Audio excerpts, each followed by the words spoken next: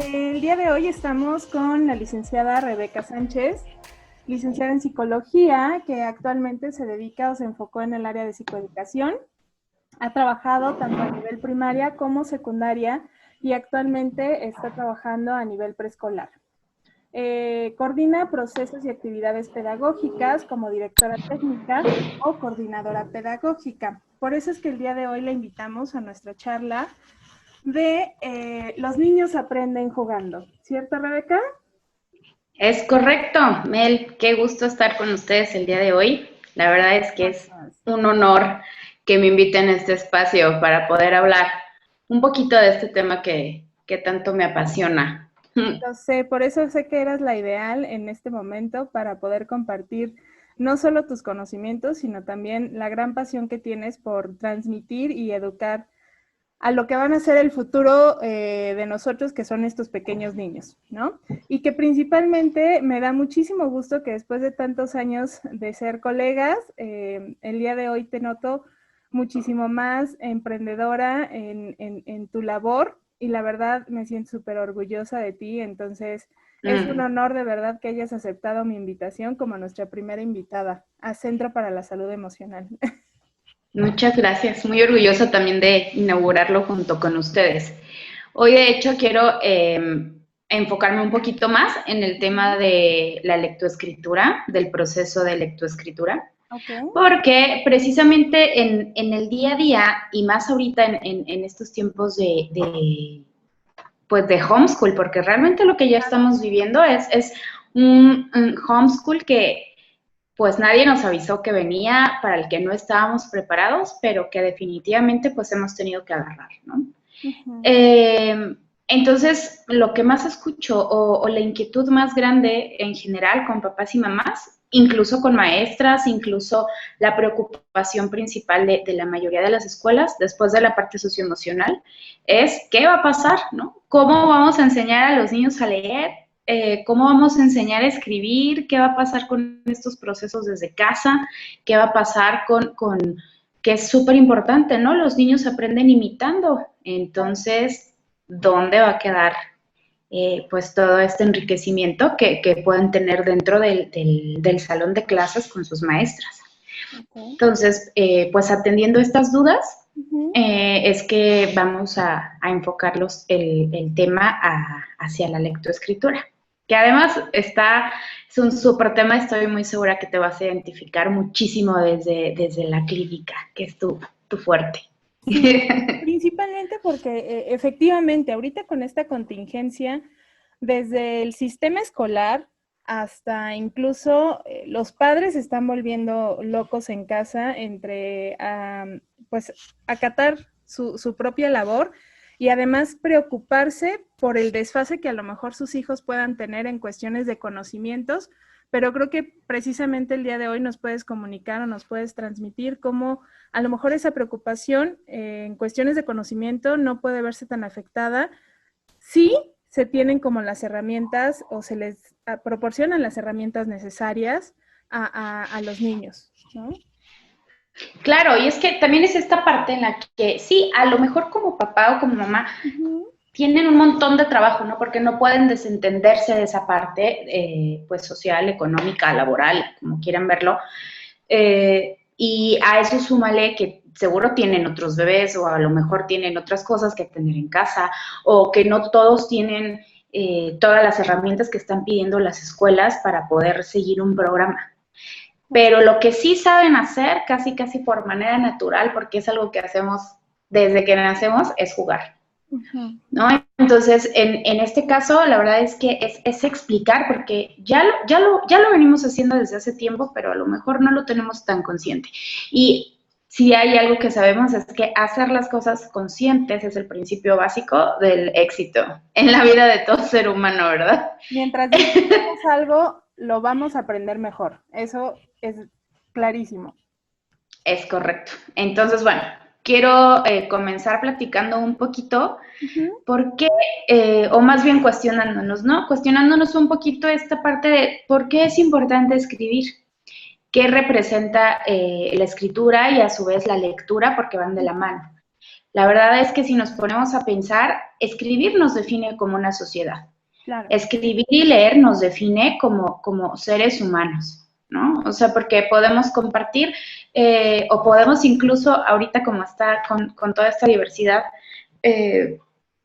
podemos encontrar muchas cosas que hacemos nosotros, como este tema de las emociones, a lo mejor en los animalitos, ¿no?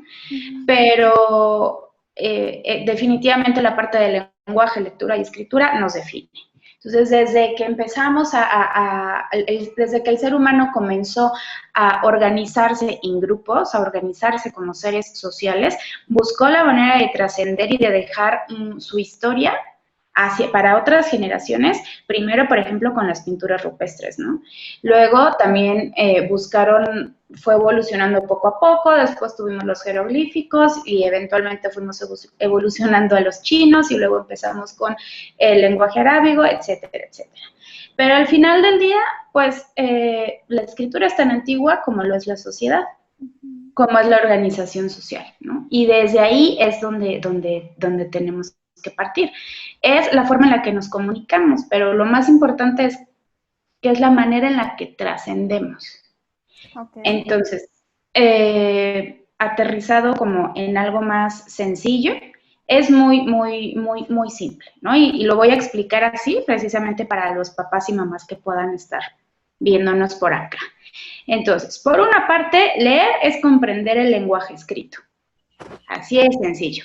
Y por otra parte, escribir es poder codificar nuestro lenguaje. Okay.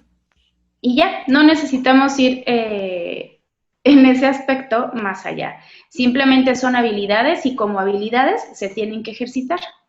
Como habilidades necesitan un proceso y al mismo tiempo como habilidades la ventaja es que están en constante desarrollo.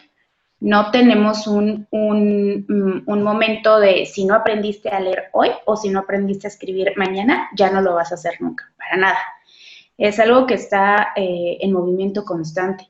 Aprendemos a escribir en letras grandototas y luego lo vamos haciendo más chiquito, aprendemos con una crayola, ahorita estamos aprendiéndolo por métodos digitales, tenemos lenguajes de señas, ¿no?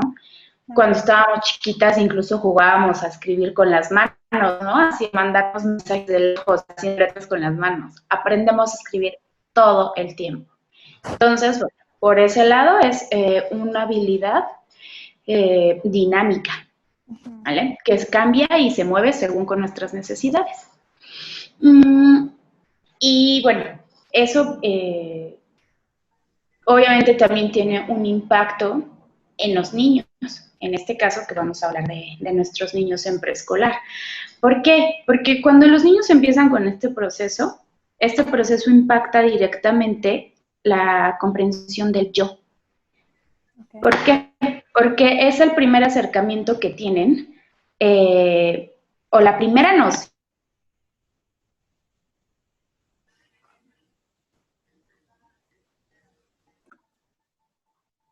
Sí, ya, ok. Me estabas precisamente comentando respecto a la construcción del yo en los niños. Ah, es correcto. El lenguaje, o más bien la adquisición de la lectoescritura, es el primer acercamiento que tienen de manera consciente a ser parte o a formar parte de una sociedad. Hay procesos antes de esto por el cual el niño se empieza a dar cuenta, ¿no? O sea, desde aprender a ir al baño, desde dejar una mamila, empezar a tener un horario, empezar a trabajar en equipo, seguir instrucciones, todo eso lo va formando. Pero, ¿qué sucede? A través de la adquisición de este proceso, los niños empiezan a asumirse como seres sociales. Se dan cuenta que pueden interactuar con el mundo que los rodea, pero que ellos son vitales. ¿Por qué? Porque son eslabones de comunicación, ¿no? Entonces, aquí, por ejemplo, cuando mandamos a los niños de, oye, ve al salón de enfrente y dile a tu maestra, y dile a la maestra que me pase una plastilina roja, ¿no? Y ahí van los niños y llegan al otro salón y por estar pensando en el recado, ya no se acuerdan, ¿no? Entonces regresan con una crayola naranja, ¿no? Y la maestra se queda así como... ¿de qué me estaba hablando? Ya Pero no entendí esto. ya no supieron. Pero vamos, es la manera en la que ellos empiezan a hacer conciencia de la importancia de la comunicación y cómo ellos son estos eslabones, ¿vale? Entonces, así también ellos ven que hay ciertas cosas que tienen que empezar a desarrollar, que ellos tienen que aprender a escribir, que tienen que aprender a leer, que no todo significa lo mismo, empiezan a distinguir que es diferente una letra de un número y sobre todo, eh, lo primero que aprende un niño es su nombre. Ujú. De ahí, por ejemplo, viene esto tan importante que a lo mejor nosotros decimos, ¿por qué en mi escuela obligan a mi mamá a ponerle mi nombre a toda mi ropa? ¿No? O a todas mis cosas. Porque todo tiene que ir marcado. Y que muchas veces las mamás dicen, ¿por qué quieren que marque todas las cosas de mi hijo? ¿Por qué? Porque los niños van a aprender a través de sus intereses. Y para un niño no hay nada más interesante que saber cómo se escribe su nombre. Ok. Entonces, sí, es súper bonito eso. O sea, en el momento en el que un niño se da cuenta que reconoce su nombre escrito, es muy similar a cuando un niño se da cuenta que el reflejo del espejo es él. Wow. Es muy similar, es Puedo súper decirte simbólico. que al día de hoy me vengo enterando que es una estrategia pedagógica el hecho de señalizar todos los artículos del infante. O sea, te voy a Uh-huh. ser súper honesta, al final yo creía que era más una cuestión de saber, ¿no? O incluso no tener como conflictos en que se pierdan las cosas y todo esto, pero no, realmente sí tiene un objetivo pedagógico. Tiene una intención pedagógica, claro que también tiene que ver no queremos que se pierdan las cosas, Claro, claro. pero es también, o sea, es esta parte de aprender cómo se escribe su nombre y también empiezan un montón de hábitos, ¿no? Hacerme responsable. ¿Por qué? Porque es bien fácil. Si yo tengo mi color negro, por decir, ¿no? Un ejemplo, eh, y tiene mi nombre, yo sé que es mi color negro. Si yo lo pierdo, ningún otro color va a tener mi nombre. Ujú, Entonces, desde ahí empiezo a aprender que tiene una consecuencia que yo no sea responsable de mis cosas. claro. Porque en el momento en el que tiene mi nombre, es mío, soy yo.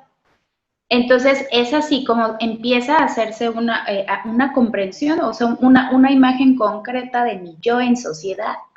Existo yo en mi material, existo yo en mi escuela, existo yo en mi casa y mis otros amigos también existen en lo imaginario, ¿no? O sea, cuando a lo mejor me llevo el suéter de Susana a mi casa y llego a mi casa y digo, chin, Susana, ya le estoy dando un imaginario, Claro. ya estoy pasando de lo concreto a lo abstracto.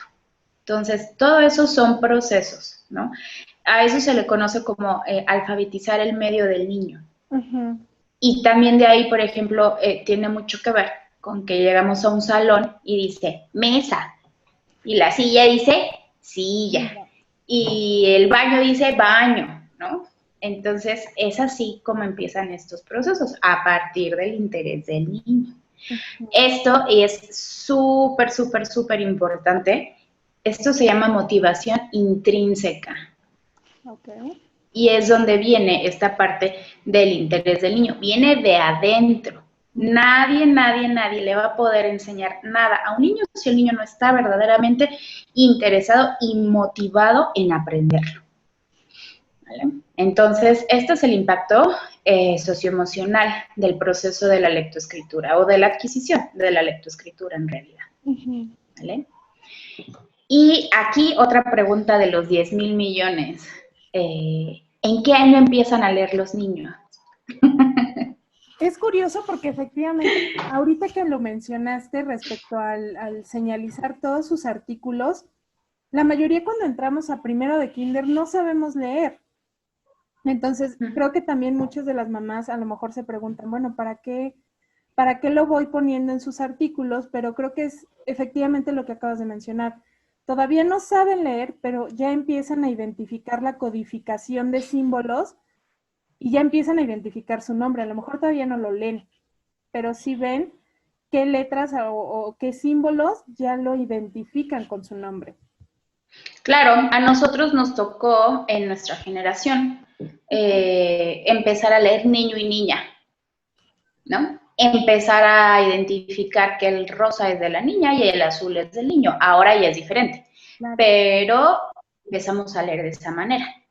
Empezamos a leer el semáforo cuando nuestros papás nos dicen, cruzamos la calle en verde, cruzamos, nos detenemos en rojo, ¿no? Sabemos, por ejemplo, cuál es la leche si abrimos el refri. Sabemos cuál es el jugo de manzana. Eso es empezar a leer, ¿vale? Un niño, y ahorita lo vamos a ver más adelante, un niño que agarra un libro y te lee una historia a partir de las imágenes, ya está en un proceso lectoescritor, Okay. porque le está dando un significado. Entonces, si el niño no sabe, a lo mejor no sabe una letra, pero en efecto reconoce la inicial de su nombre, ya le está dando un significado. Y tú le puedes mostrar, por ejemplo, la M de Melissa y el niño te va a decir, dice Melissa. No dice M, dice Melissa. Claro. Dice mi nombre, porque ya tiene un significante y ese valor es importantísimo. Súper, súper importante para los niños. Ahora, como tal, hay un montón de preocupación ahorita porque desafortunadamente todavía hay muchas primarias o muchas escuelas o la educación en general está todavía muy enfocada en el, aquí tienes que aprender, aquí tienes que llegar a la primaria leyendo y escribiendo. Sí. ¿No? Y el kinder te lo venden así como de, yo te voy a cobrar 10,000 millones porque de aquí tu hijo sale leyendo y escribiendo. Y sí, habrá niños que puedan comenzar o que puedan avanzar un poco más en el proceso en este proceso de adquisición, pero realmente no es una obligación o un objetivo crucial del preescolar que los niños aprendan a leer y escribir, perdón. El proceso empieza a los 4 años y se dice que se consolida a los 12. Esto quiere decir que es perfectamente normal que un niño aprenda en kinder o aprenda en los primeros años de primaria, primero, segundo. Es normal que un niño todavía te voltee las letras, que esa es otra preocupación. Que un niño te voltee las letras hasta primero de primaria, segundo, y no quiere decir que tenga una dislexia, ¿no? O que le cueste un poco de trabajo seguir el renglón, no pasa nada, está en un proceso dinámico. A nosotros como adultos nos corresponde darles todos los escenarios posibles para que ellos experimenten y practiquen. ¿A qué me refiero con esto? No les vamos a decir, no puedes usar un lápiz hasta que entres a la primaria. O tú no colores con pluma hasta la secundaria, ¿no? O el plumón no sirve para eso. No se trata de limitar. Pero de esa misma manera tampoco vamos a decir, sales del kinder leyendo y escribiendo a fuerza. Tampoco. Es que el niño lo tenga a su ritmo, ¿vale? Entonces, ¿qué hacemos en preescolar? ¿Qué hacemos nosotros como adultos, como papá, como mamá, como maestros? Darles herramientas, ¿ok? Darles escenarios. Y claro, herramientas, pero sobre todo los escenarios. Eso es lo más importante. Con escenarios te refieres como a espacios donde, justamente como decías hace rato, ellos puedan generar esta motivación. Por ejemplo, ahorita lo recuerdo como, a mí de pequeña me gustaba mucho como escuchar novelas o ver la tele y aunque no supiera qué estaba diciendo, yo intentaba seguir los guiones. Pero ese era un espacio mío, o sea, yo lo hacía por diversión. Claro, sí, se trata de dar escenarios o dar momentos donde el niño realmente tenga un aprendizaje significativo, Okay. ¿no? Y de aquí viene mucho, por ejemplo, vamos a jugar al súper. ¿Por qué vamos a jugar al súper? Porque tú vas al súper y todo, si tú te metes al vacío de cualquier supermercado, todo tiene detrás, ¿no? O sea, todo. Desde el hecho de ir al súper, ¿qué haces? Haces una lista, ¿no? Entonces, por ejemplo, si yo te quiero enseñar a escribir manzana, en lugar de ponerte 8 planas de manzana, entonces mejor te digo, Melissa, mira, vamos a buscar lo que dice aquí. Fíjate que en cualquiera de estas etiquetas que te estoy poniendo, diga lo mismo. Ah, ya la encontraste. ¿Y qué es eso? ¿En qué está pegado? En una fruta. ¿Qué fruta es? Una manzana, porque el niño ya va a conocer una manzana. Claro, claro. Y entonces en ese momento, por asociación, ya va a saber que manzana se escribe aquí, sin tener que hacer 45 hojas de manzanas, que fue lo que a nosotros nos tocó. Sí, claro, claro, y que además Completamente. va siendo súper aburrido y a lo mejor en vez de potencializar el aprenderlo más rápido, era más tedioso. Claro, porque además orgánicamente o fisiológicamente no todos los niños acaban de desarrollar los músculos, tendones, fuerza, pinza, que para desarrollar eso y ejercitarlo también es mucho trabajo que ahorita vamos a ver. Okay. Entonces, si mi mano no está lista para aprender, para empezar a escribir y me ponen a escribir manzana, te juro que no lo voy a aprender, porque no me va a interesar. Claro. Porque la sensación que voy a tener es desagradable y no voy a tener una motivación intrínseca. Al contrario, ¿no? O sea, puede que lo asocie con malestar o dolor. Es correcto, con frustración. Así de sencillo, ¿no? O sea, frustración. Que los niños no saben ponerle un nombre al síntoma, pero sigue siendo un síntoma. Claro. ¿No? Entonces, eso es lo que sucede. Como tal preescolar, la función del preescolar es ayudarlos a madurar cognitivamente. Okay. Eso es, porque la lectura y la escritura tienen una organización y una serie de pasos a nivel cognitivo en los cuales hay que poder ir avanzando.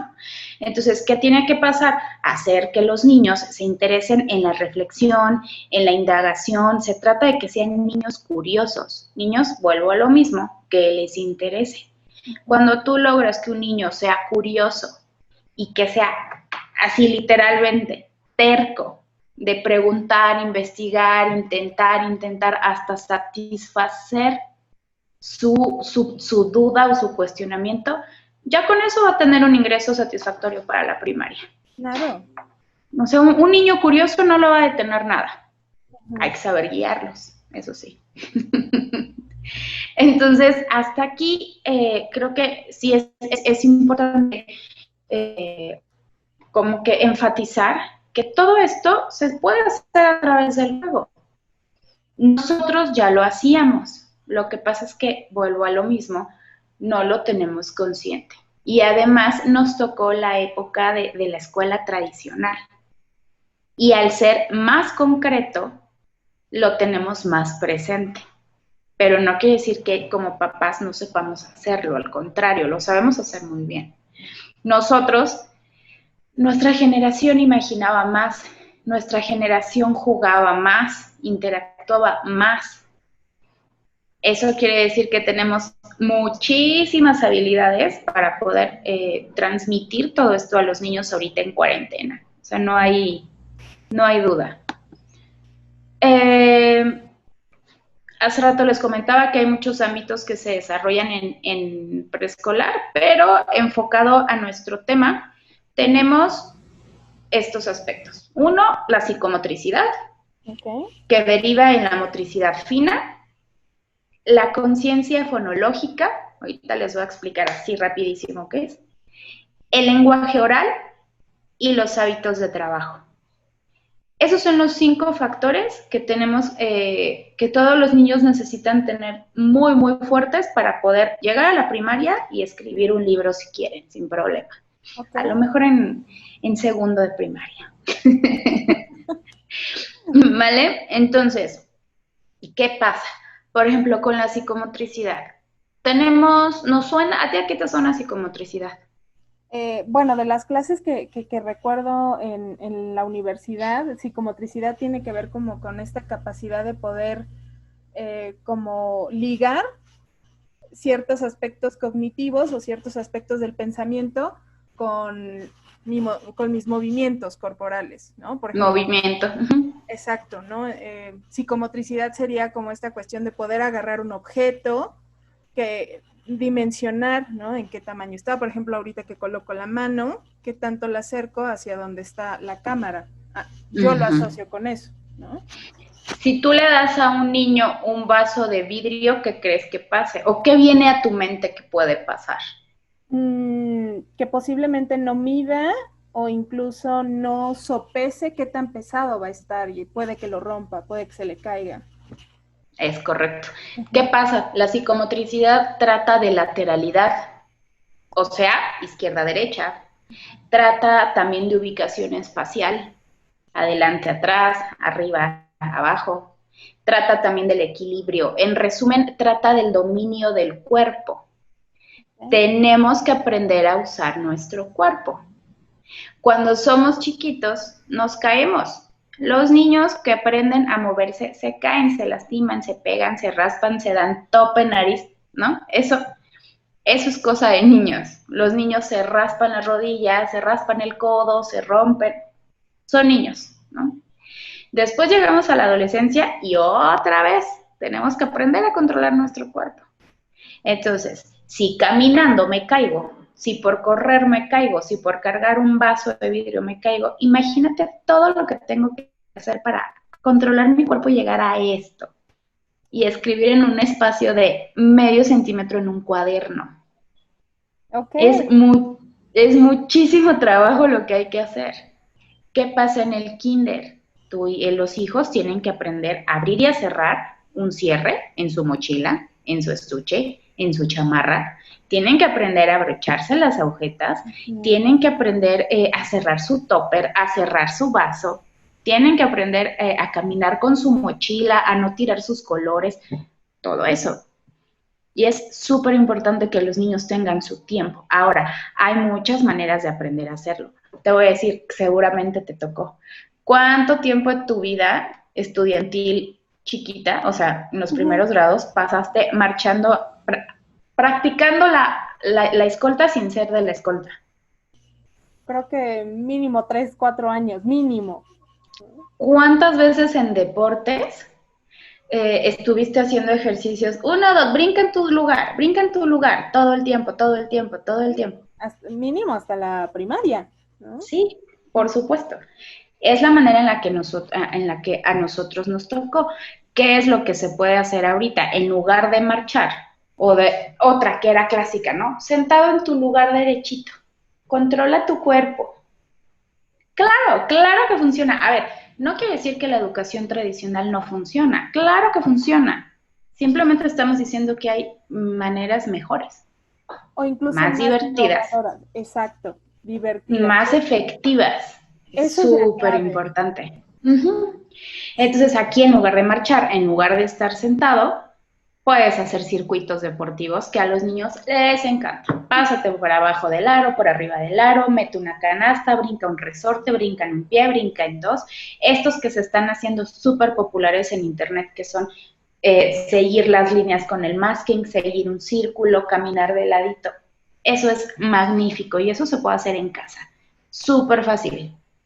Desde la sala o incluso pasarse entre los muebles con cuidado, ¿no? Pero claro que se puede hacer. Ese tipo de cosas, adelante. Podemos jugar congelados porque es súper importante aprender a frenar nuestros movimientos. Entonces, esta onda de jugar congelados, el 1, 2, 3, nadie se mueve, y a mi señal te vuelves a mover otra vez, hay hasta canciones para poder hacer ese juego. Esa parte es buenísima, ¿no? Y 100% a desarrollar entonces la psicomotricidad. Y bailar. Bailar, los niños aman bailar. Y entre más extraña sea la canción, más les gusta. Es correcto, ¿no?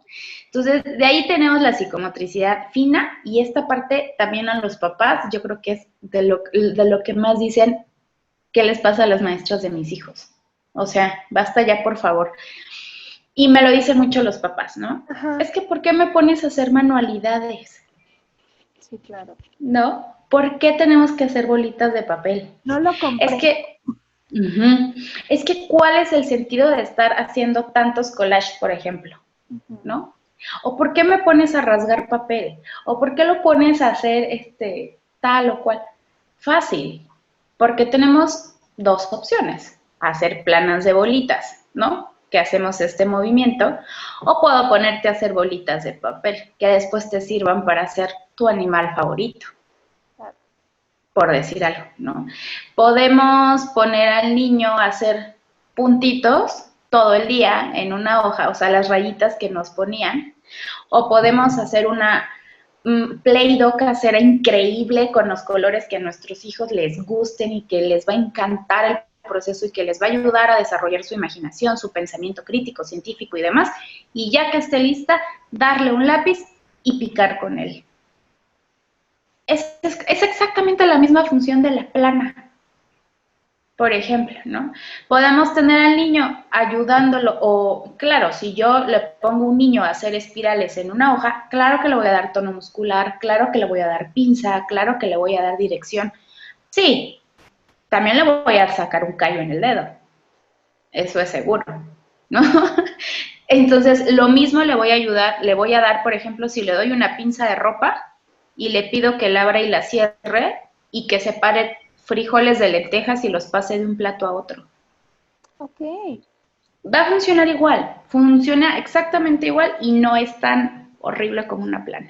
No, y te aseguro que habrá niños que van a terminar odiando menos a sus padres por las planas de caligrafía, y eso lo digo por mí, ¿no? O sea, Claro, y porque además se van a entretener mucho más, ¿no? Pueden tener tiempos mucho más divertidos. Ahorita, por ejemplo, que están en vacaciones de verano, que vacaciones de verano después de 4 meses de estar en casa, debe ser, o sea, es complicado, ¿no? creo que más Va bien a las ser, vacaciones son para los papás.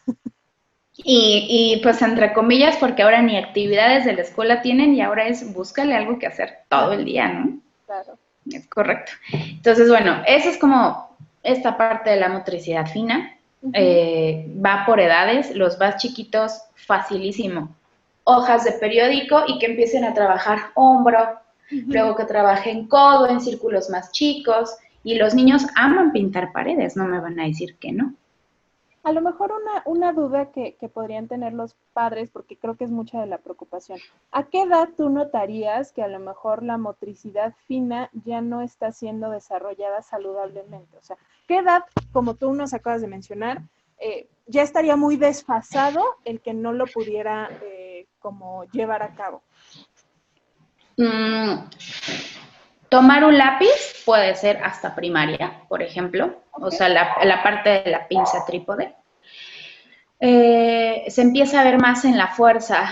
Por ejemplo, un niño a lo mejor que está ya por pasar a primaria ya debe de tener fuerza, no tanto precisión, pero sí fuerza para poder hacer una bola de papel y que se mantenga. Ok. Ojo, no hablamos de una bolita perfecta como la que hace un adulto, pero sí debe de poder, o sea, debe de tener este movimiento. Sobre todo, si vuelvo al punto, ya lo hiciste con plastilina, si ya lo hiciste en papel, si ya lo hiciste a lo mejor en harina, en gel. Si tú le das resistol a un niño y se embarra las manos, para quitárselo tiene que hacer esto. ¿No? Entonces, tu cara, si los niños tienes que acostumbrarlos a ensuciarse. Un niño que no se ensucia se va a tardar más en sus procesos de aprendizaje. Entonces, Ok, ahora entendí muchas cosas. Ah. si tú a un niño le das todas esas experiencias, entonces difícilmente va a tener algún conflicto a nivel motricidad fina. Okay. Si aún así, si estás completamente seguro que si estás completamente seguro como papá que la escuela le dio todos los escenarios y que tú como papá lo reforzaste en casa, que es importantísimo, y aún así te das cuenta que no va a la par a lo mejor de lo que pide la maestra, entonces podrías comenzar a cuestionarte. Sin embargo, lo más recomendable es siempre acercarte a los maestros, porque muchas veces a los papás les gana la ansiedad, ¿no? Y ya de ahí, ya por eso le andan poniendo la etiqueta de la dislexia a sus hijos a los 4 años. ¿No? Y entonces, esa sí quítasela, esa sí no se quita, la etiqueta no se quita. Y curiosamente por eso era mi pregunta, ¿no? Porque muchas veces los papás a lo mejor incluso desde su experiencia era como el no, o sea, me tengo que apurar, me tengo que apurar. Y por otro lado es como, no, ve, aguanta, o sea, no hay tanta prisa, ¿no? Entonces, creo que iba también como hacia ese lado, ¿no? Sí, es eso, y es que fíjate que esa prisa la genera exactamente esta idea de mercadotecnia de las escuelas, yo te saco a tu hijo del kinder hablando 3 idiomas y escribiendo, no sé, cartas, ¿no? No es cierto, porque a lo mejor un niño lo puede imitar, pero no, difícilmente va a ser significativo. O no para todos va a ser significativo. Ese ya es otro tema, pero pasa lo mismo con los números, ¿no? Es que mi hijo a los 3 años ya cuenta del 1 al 100. Sí, no lo dudo. Tu hijo sabe realmente qué significa el 5, el 10, el 15, sabe para qué se usa, lo reconoce en su medio, puede usar adecuadamente el número. Pasa lo mismo con la escritura, ¿no? Los niños son buenísimos, son esponjitas, sí, pero realmente realmente lo aprendió. La conclusión de esta parte de motricidad fina es, si bien la psicomotricidad involucra el movimiento, digamos, a grosso modo, la parte fina se va a algo más específico, ¿vale? Entonces, que el niño, permitir sobre todo, en este caso, que el niño disfrute incluso haciendo sus propios garabatos, sus propias grafías, darle diferentes, no solamente en hoja y en papel, pueden escribir, por ejemplo, en pintura. Hay un montón ahorita de recursos en internet, hay que usarlos. Un montón de recursos donde nos dan ideas, por ejemplo, una bolsita Ziploc, le ponemos pintura, la sellamos súper bien y dejar que el niño pase con el dedo. No está ensuciando, la pintura no se va a secar, se puede reciclar y le estamos dando sensorialmente más actividades para desarrollar esa parte de motricidad fina, ¿vale? Y sobre todo esta parte que decíamos al principio, ayudarle y respetar el significado que le da. Que si el garabato para el niño dice caja de huevo, pues dice caja de huevo, está perfecto. No hay ningún problema. Ya después nos preocupamos por si sí dice o no dice caja de huevo. Claro. Pero bueno, esa sería la intención. De los otros 5 puntos que que te estaba comentando, es la parte del lenguaje oral. Entre más vocabulario y entre más acervo tenga un niño, es más fácil que aprenda a identificar.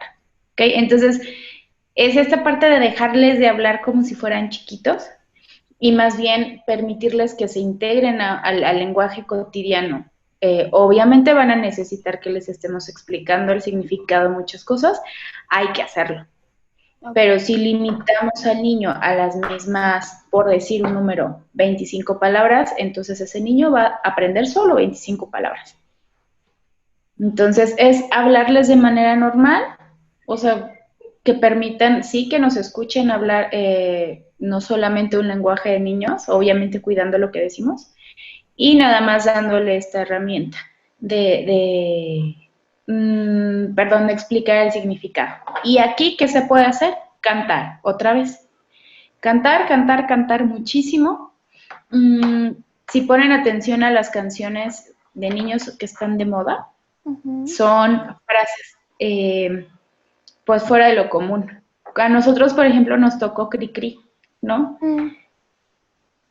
Y ahorita ya las canciones tienen letras como un poco más extrañas, son mucho más llamativas para los niños y les ayudan a decodificar también, ¿vale? Ese es el sentido pedagógico que muchas veces los escuchamos y decimos, no tiene sentido. Ajá. ¿De qué me hablan? Para los niños sí que lo tienen, ¿vale? Ok. Y la otra parte es enseñarles o reforzar la pronunciación, porque los niños empiezan a escribir como lo pronuncian o como lo escuchan, no se fijan en la ortografía. La ortografía viene mucho después. Claro. E incluso hay adultos que no la tienen. Entonces, es importante corregir, sí, amablemente al niño. Tiene un proceso también la corrección de la pronunciación, pero bueno, ese es otro tema. El objetivo es que el niño tenga la pronunciación adecuada, dejarles de hablar otra vez como niños chiquitos, para que la dicción pues sea favorable. Y aquí es muy común es que no pronuncia la R. ¿no? Ese es como el más famoso. Es que mi hijo dice pedito, por ejemplo. O no pronuncia, no puede decir su nombre o no puede decir tal cosa. Hay algo que se llaman ejercicios orofaciales y esos tienen la intención de fortalecer el aparato, o sea, la boca, la lengua, los cachetes, la fuerza, la entonación. Y no tiene nada que ver con estar repitiendo palabras. Es tan sencillo como jugar a ponerse chocolate alrededor de la boca y quitárselo con la lengua. Okay. O soplar con un popote. Si alguien de ustedes, porque a mí me pasaba, si alguien de ustedes lo regañaban por soplarle al jugo con el popote, pues déjenme decirles que es un súper ejercicio, porque se fortalecen un montón de músculos y luego pueden hablar mucho Sí, de manera porque adecuada. incluso hacerlo mediante el popote en un líquido es, o sea, se siente la fricción, se siente La fuerza. la fuerza, exacto. Entonces ahí ya estás haciendo, pues obviamente ejercitar los músculos, ¿no? Pero Es que muchas veces correcto. no nos damos cuenta que lo estamos haciendo. Sí, y además, por ejemplo, hay incluso ejercicios, o no ejercicios, juegos. Puedes poner en una cartulina unas gotas de pintura que esté, pues digamos, aguadita. Puedes incluso rebajarla. Tomar un popote y soplar para hacer manchas. Y Okay. ese es un juego que a los niños les fascina porque están haciendo su propia obra de arte y al mismo tiempo están fortaleciendo o están haciendo ejercicios orofaciales. Y eso les ayuda un montón a la parte del lenguaje oral. Y también se puede hacer en casa y es súper fácil. Nada más cubran sus superficies porque eso sí tiene un poco de riesgo, pero nada que no se lave. Sí, mientras no se haga en la superficie del sillón blanco de mamá, creo que... Sí, claro. Bueno, te diré porque tengo papás, ahora lo he visto mucho en homeschool, que Ujú. yo soy la primera en decirles, ¿no? Como les recomiendo cubrir su sillón. Y ya los mismos papás me dicen, no te preocupes, ya tiene todas las manchas de guerra, ya no pretendemos salvarlo. Ok. Entonces, la creación adecuada de espacios también es un Y que yo creo aspecto. que incluso esa actitud que tienen los papás como de comprender que un niño va a ensuciar, que los muebles a lo mejor no tienen tanta importancia si al final nuestros hijos están aprendiendo, se están divirtiendo y lo están haciendo con una finalidad pedagógica más que con una finalidad de destrozo, ¿no? Por supuesto, hay que aprender a distinguir ahí, ¿no? Porque también hay juegos, por ejemplo, y eso lo podemos ver también en la escuela, ¿no? No es lo mismo saber que tu hijo está coloreando en clase porque estamos viendo esta parte de límites, que incluso en el coloreado hay una parte importante que se pone en juego de la personalidad, porque aprender a seguir un límite Uh-huh. puede ir desde lo físico hasta lo emocional. Entonces, sí, el coloreado tiene un montón de finalidades pedagógicas, pero ya cuando te das cuenta que es todo el tiempo sin sentido, entonces es cuando es un foco rojo. Y también pasa en casa, ¿no? No es lo mismo que yo me ponga a colorear con un niño, que trabaje con él hasta donde sí, hasta donde no, que vea colores, que sea todo vertical, todo horizontal, a que le dé un libro y lo deje todo el día coloreando Pinocho, por decir Claro. algo, ¿no? Entonces, sí hay que buscar siempre que tenga una finalidad pedagógica, ¿vale? Perfecto. Entonces, ya de ahí nos iríamos ya casi para cerrar con la parte de la conciencia fonológica y Uh-huh. eso es literalmente que los niños aprendan cómo suenan las cosas, cómo suenan las letras, cómo suena su nombre, cómo suena el de mamá. Aquí los niños tienen que empezar a distinguir o a encontrar mmm, sílabas o sonidos específicos en el lenguaje de todos los días, ¿no? Por ejemplo, si tú le dices a un niño chocolate, entonces el niño va a saber que chocolate lleva la T de Tito, por Uh-huh. decir, porque suenan igual y el niño ya lo reconoció, ¿vale? Entonces, aquí que es súper importante, los trabalenguas, las adivinanzas, las rondas, otra vez esta parte de jugar, por ejemplo, al veo, ¿no? Porque riman y eso les fascina, les fascina, les fascina a los niños. Y además les ayuda mucho la parte cognitiva, que también recordemos que es importante.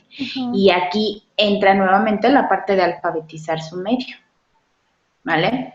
Si yo me acostumbro a ver, por ejemplo, que la lámpara dice lámpara, entonces yo solita el día que me aburra y esté viendo el letrero que dice lámpara, me voy a dar cuenta que la L es un palito o dos. Entonces iré generando una conciencia fonológica, ¿vale? Y ya por último, la parte de hábitos de trabajo. Esto es crucial, sobre todo ahorita en esta parte de la cuarentena, desarrollar una rutina diaria. Es ultra importante y le va a dar estructura no solo al niño, sino también a la familia. Claro. Y es importante en el proceso de aprendizaje y también en el proceso de juego, ¿no? Porque el juego también es una rutina, tiene seguimiento de instrucciones, tiene límites, tiene reglas, tiene horarios. Entonces, el juego, a través del juego también puedes generar hábitos, ¿vale? Volvemos al punto, cuidado de cuidar sus materiales, respetar los turnos, seguir instrucciones, tener coordinación ojo-mano. Híjole, esa parte también súper importante para la lectoescritura. Y eso lo puedes hacer a través de cualquier juego, incluso juegos de mesa, incluso jugar dominó, involucra reglas, involucra turnos, involucra matemáticas, involucra conteo, ojo, mano, todo, cuidado de las piezas, revolver, que es coordinación. Entonces, fíjate nada más de un juego, pues todo lo que podemos sacar. Totalmente, y creo que precisamente hay muchas dudas a lo mejor en los papás de cuántos juegos o incluso, porque el dominó no es un juego que le enseñes a los niños, o sea, es como más una cuestión asociada a adultos. Pero ahorita que lo mencionas, o sea, bien podría ser un juego de una noche familiar. Claro, uno.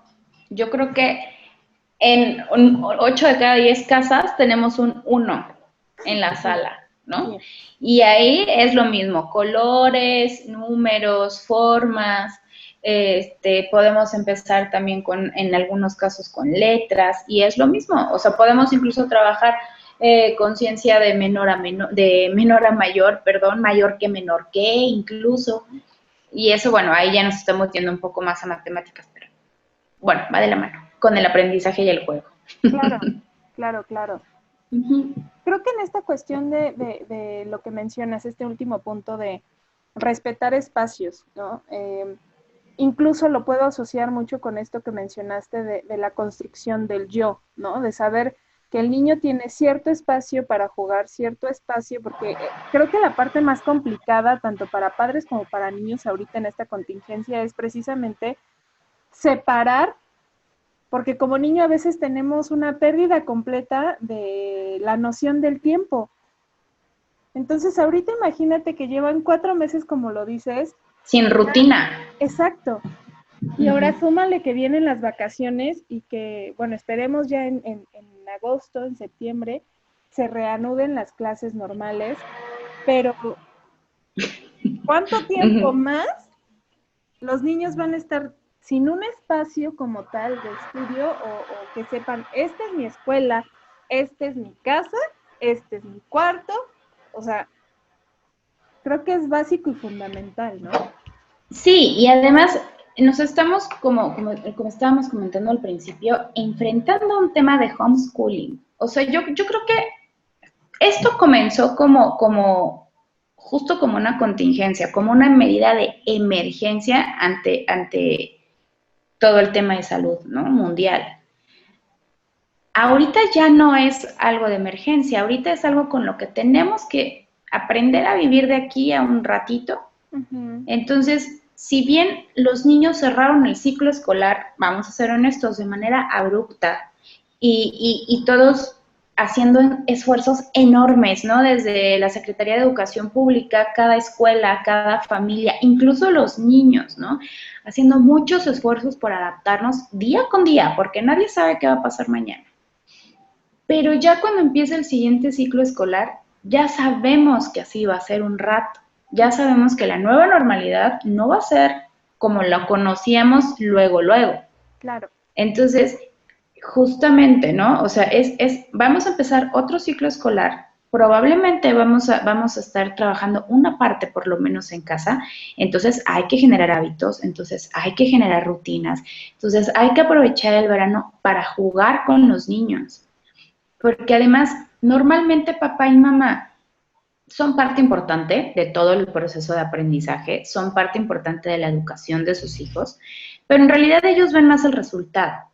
Tienen una responsabilidad compartida con la escuela, pero ellos apoyan a la escuela en cuestión de aprendizaje. Ya educación, valores es otro rollo, pero en cuestiones académicas, la responsabilidad mayor cae en la escuela. Uh-huh. Ahorita la responsabilidad cae más en papá y mamá porque ellos están fungiendo como formadores, claro, como acompañantes. Entonces, obviamente, al tener una nueva responsabilidad que además nadie nos preguntó si queríamos, nadie nos avisó que venía, entonces la primera reacción es regresar a lo que conocemos porque nos hace sentir seguros. Y lo que conocemos por generación es una educación tradicional. Lo que queremos hacer, porque sabemos que funciona, puesto que la mayoría lee y escribe, son planas. Uh-huh. ¿Vale? Lo que queremos son niños sentados, es darles una estructura así, cuadrada, ¿no? Porque si no, no me da tiempo de cocinar, no me da tiempo de trabajar, no me da tiempo de nada. Entonces, sí, papás, es muy posible que tengan esta ansiedad, es muy comprensible, pero yo les recomendaría no caer en esa parte, ¿no? En mejor buscar como con asesoría, hay un montón de información, las escuelas tienen la responsabilidad de dar este acompañamiento. Entonces, mejor asesorarse y pensar que si no fuera por estas circunstancias, no tendrían la oportunidad de estar tan cerca de sus hijos. Y es probablemente la única etapa y la única vez, a menos que tengamos otra pandemia, que espero no, que van a poder vivirlo tan de cerca y ser parte de esta etapa completamente. Entonces, a disfrutarlo. Y yo creo que por eso, por esa parte desde la clínica, yo a lo mejor rescataría que efectivamente es una sola oportunidad que vamos a tener en la vida, a lo mejor de pasar tanto tiempo con nuestros hijos, pero que al mismo tiempo también nos puede ayudar incluso a darnos cuenta que como nuevas generaciones pueden aprender de una manera diferente a como nosotros lo hicimos, e incluso volver a vivir o a revivir nuestra infancia, que a lo mejor para muchas personas puede que no haya sido la más idónea, ¿no? Sí, además. Exacto. Y esto lo menciono porque creo que dentro de la familia mexicana, pues estamos acostumbrados a que haya uno o dos niños y a lo mejor entre ellos se acompañan a jugar, ¿no? Pero ya no te involucras como adulto. Exacto, pero desde mi experiencia muy personal puedo decirte que como hija única, a veces no tienes esa oportunidad de otra persona con la cual jugar. Es correcto. Entonces, por esa parte, bueno, creo que tuve familia que realmente se involucró en intentar bajarse a mi nivel cognitivo e incluso a las actividades que a lo mejor podrían haberme ayudado a desarrollarme integralmente. Entonces, claro, hacer ese andamiaje también, ¿no? Porque sí es cierto eso que dices, ¿no? Es importante que un adulto se baje, digamos, o más bien que se empareje a lo mejor a un nivel cognitivo, también a los ritmos, ¿no? Los niños tienen un ritmo diferente y necesitan otros tiempos para poder lograrlo. No se trata de hacerles todo, se trata de darles chance de que puedan hacerlo. Pero también a la vez integrarlos a estas actividades como más de adultos les da este andamiaje para que ellos comiencen a ver que ya son grandes. Y que el ya soy grande también implica que abro mi mente y mis intereses a querer crecer. Así y entonces ya voy a empezar a hacer cosas que antes no hacía porque ya soy grande. Pero viene desde ahí, desde cómo le ayudemos a hacer esa construcción social al niño. Es súper importante cómo se involucren y esta oportunidad que están teniendo los papás de estar tan cerca de ellos está padrísima. Entendemos que está también la parte del estrés por lo laboral, pero es invaluable, de verdad. Creo que en ese sentido sí presionarse menos por el hecho de lo que tienen que aprender y a lo mejor enfocarse un poquito más que desde la convivencia y precisamente el tema de hoy que fue el juego, sus hijos van a aprender y van a desarrollar lo necesario para ser personas integrales, para ser adultos, ¿sí? Sin necesidad de subir a un Felices. nivel rapidísimo donde ser adulto implica que a los 6 años ya tiene que leer y a los 7 años va a tener que aprender inglés, o sea, no, finalmente son habilidades y herramientas. Y las cosas necesitan tiempo, Exacto. tanto las buenas como las malas, las chicas y las grandes, todo necesita tiempo. Entonces, a darnos tiempo como sociedad para adaptarnos a esto, a todo a este relajo, querida Melissa. Principalmente porque acabas de decir algo súper importante, la construcción social que ahorita los niños están teniendo desde preescolar va a ser muy diferente a las que tuvieron hace 3 años o las que van a tener las futuras generaciones, porque esta pandemia como tal ya generó nuevas estrategias de aprendizaje e incluso ya De generó, relacionarse. exacto, entonces ya generó nuevas herramientas, nuevas habilidades que entonces hay que tener en cuenta que hay que desarrollar en los niños, ¿no? Yo viéndolo como desde esta cuestión clínica, ¿no? Preparándome a futuro para los posibles problemas que podría haber. Claro, ¿sabes cuál va a ser? El contacto físico. Como sociedad mexicana estamos perdiendo una parte importantísima. Somos súper kinestésicos, somos una sociedad de contacto, de apapacho, de beso, de abrazo, de saludo, de mano, de chócalas. Y nuestros niños ya no van a crecer así. No, no, ya no. Entonces, ya te quiero contar la cantidad de pacientes que vas a tener. Por un lado, mira, espero que no tanto, pero en esta cuestión de la salud mental pública, creo que Mira, digamos que yo creo que ahí la tarea de la psicología va a estar en la reeducación, total. sobre todo de los papás, porque volvemos al punto, nos gusta lo que conocemos, Uh-huh. ¿no? ¿Cómo vas a transmitir eso de una manera que no conoces, sin contacto? ¿Cómo vas a solucionar? ¿Cómo vas a resolver tus conflictos, no? Mucha gente se pelea, ya me estoy yendo a los adultos, pero Uh-huh. mucha gente discute, muchas parejas discuten y se arreglan con lo físico, Claro. ¿no? Ahora va a ser más complicado. Parejas o de amigos o de trabajo, de muchas cosas, ¿no? Por decir algo. Un niño se cae en el kinder y ¿qué haces? Lo apapachas, pero ya no. Sí. Entonces, ¿cómo vas a abordar todas esas situaciones? Tenemos un reto muy grande como sociedad. De hecho, sí, y yo creo que si tú lo aceptas en algún momento, en algún futuro, estás súper invitada a lo mejor a tocar otro tema que sea también fundamental para la cuestión psicoeducativa en los niños.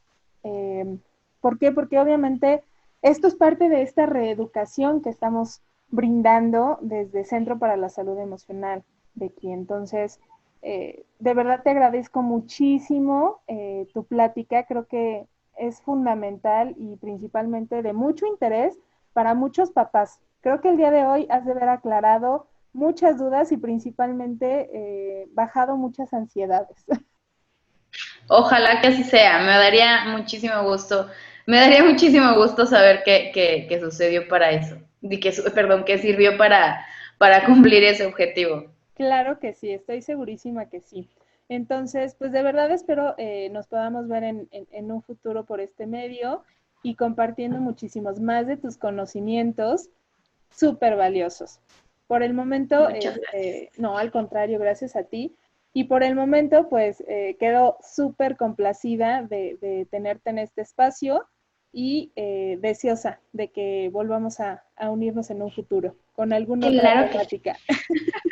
Me va a dar mucho gusto y muchas felicidades. Les Muchas gracias. deseo todo el éxito del mundo a Centro para la Salud. Muchas gracias. Igualmente, cuídate mucho, hasta luego. Hasta luego, bye bye. Bye.